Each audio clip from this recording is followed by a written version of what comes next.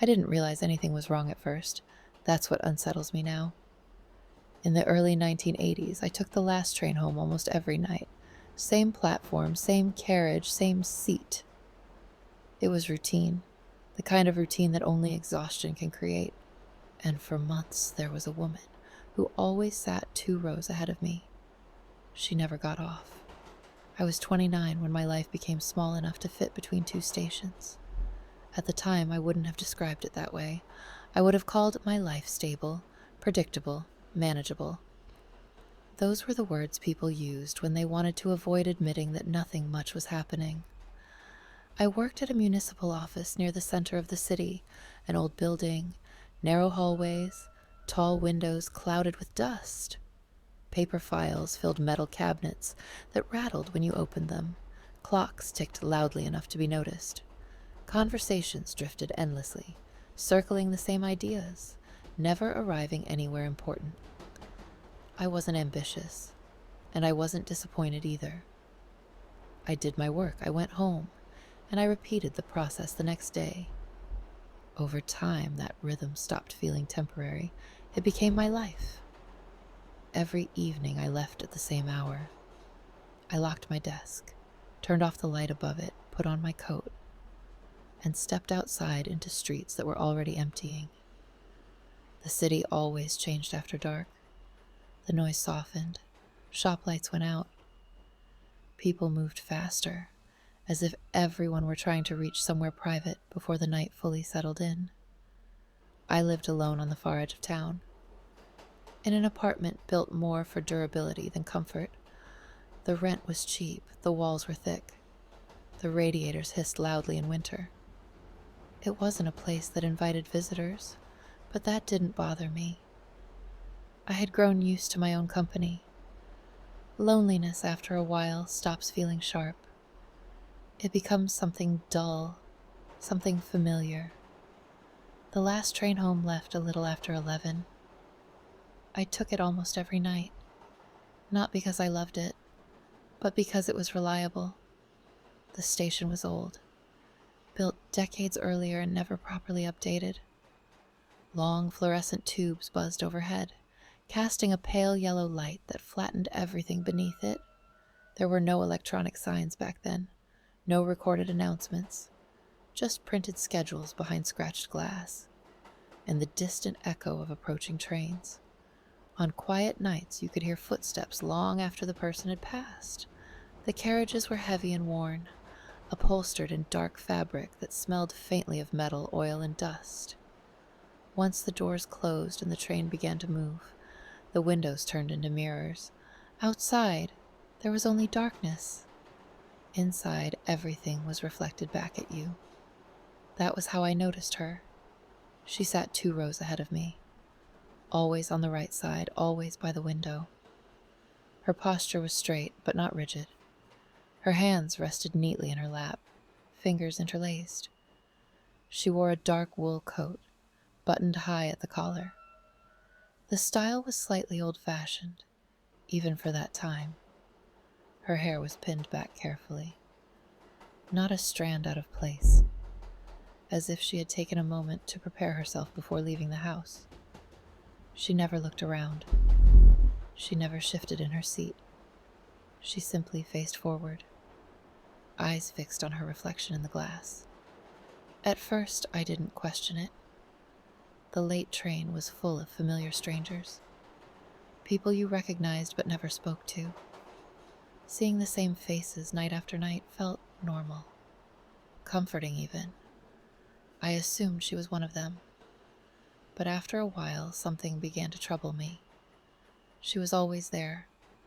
Same seat, same coat, same stillness. And no matter how many stops passed, no matter how late it became, she never stood to leave. I tried to rationalize it. Maybe she lived at the end of the line. Maybe she was waiting for someone. Maybe she liked riding the train. The illusion of movement without arrival. None of those explanations fully satisfied me, but I held on to them anyway. One night, curiosity got the better of me. I stayed on the train longer than usual. watching as passengers stepped off one by one. The carriage emptied, the doors closed, the train moved on, carrying fewer and fewer people into quieter stretches of track. She remained seated. The feeling that followed me home that night was difficult to describe. It wasn't fear. It was the sense of having witnessed something unfinished, like a sentence that ended too soon. Over the following weeks, I began noticing details I hadn't before. Her reflection didn't always move in perfect sync with her body. Sometimes the light from passing stations seemed to pass through her coat instead of settling on it. And during delays, when the train stopped between stations and the carriage fell into complete silence, she never shifted, never sighed, never adjusted her posture. Other passengers didn't appear to notice her at all. Once, I watched a man sit directly across from her without reacting. Another time, someone stood exactly where she was seated, holding the rail, as if the space were empty. I didn't know what to make of it. In those days, people didn't talk openly about things that didn't make sense.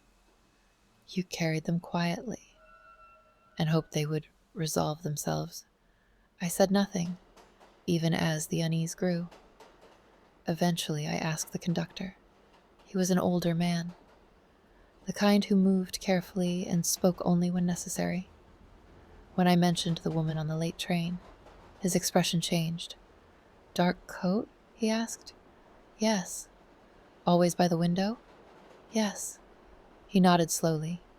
"People talk." "What do they say?" I asked. He hesitated.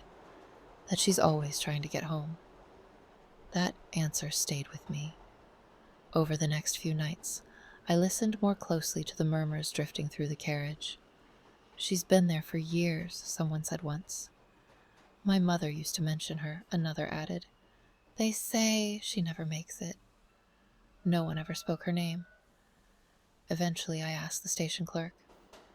She had worked there a long time, long enough to remember when the platforms were crowded, when the city felt less hurried. When I mentioned the woman, she sighed. "It was an accident," she said. "Early 70s. She told me the woman had worked late shifts in the city. One winter evening, her daughter became seriously ill. A high fever that wouldn't break. A neighbor called, unsure what to do. The woman left work early. Panic came quietly at first. Not fear. Responsibility. The sharp awareness that someone needed her immediately. That being late wasn't an inconvenience. It was a failure. She ran through the station. Coat half buttoned. Bag slipping from her shoulder. Her thoughts weren't on the train. Not on the platform beneath her feet. But on a small apartment beyond the tracks. A child alone in bed. A burning forehead. Shallow, frightened breaths. She wouldn't have thought about herself. Wouldn't have thought about the risk. Only about getting home. Only about being there. She slipped at the edge of the platform. There was no warning. No dramatic moment. Just a sudden loss of balance. A fall that lasted less than a second. The train continued on. Doors closed. Schedules stayed on time. And somewhere else in the city, a small apartment stayed dark. A child waited, listening for footsteps that never came. No one would have explained it to her that night. No one would have told her why her mother didn't arrive. That night, as the train carried me home, I watched the woman more closely than ever before. She sat exactly where she always did, facing forward. In the reflection, I saw something new. Not movement. Anticipation. She wasn't waiting for the train. She was waiting for the journey to end. I understood then that she wasn't repeating the night because she didn't know she'd died. She was repeating it because the last thing she remembered was needing to get home. After that, my feelings toward her changed. She no longer unsettled me. She saddened me. Her presence felt less like a haunting and more like endurance. as if she were being held together by one unfinished intention. The last night I saw her, the train slowed as it approached my station. As usual, I stood and moved toward the door. Before stepping off, I looked back. She hadn't moved. She never would. I stopped taking the late train after that. I left work earlier. My routine shifted. Life adjusted, as it always does. Years later, I still think about her when I pass the station. About how some journeys never end. Not because they can't, but because they were never finished. And I wonder how many people are still moving through familiar places, driven not by where they're going, but by who they're trying to reach.